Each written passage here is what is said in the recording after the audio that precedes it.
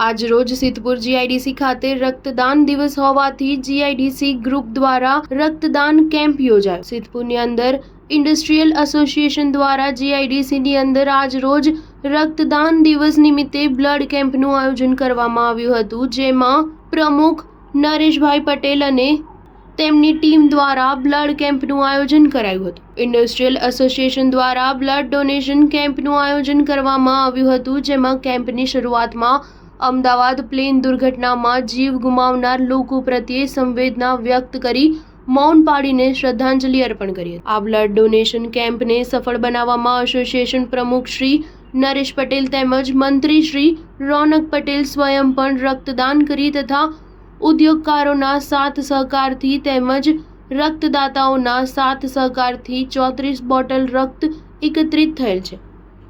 આ donation camp દર વર્ષે જીઆઈડીસીમાં કરવામાં આવે છે અને તેના તમામ વેપારીઓ, ઇન્ડસ્ટ્રીયલના માલિકો ભેગા મળીને સરસ આવું આયોજન કરે છે અને આ વખતે પણ આ કેમ્પ આજ રોજ કરવામાં આવ્યો હતો અને આ બ્લડ ડોનેશન કેમ્પનું સફળપૂર્વક આયોજન કર્યું હતું। Star news 7 Siddhpur.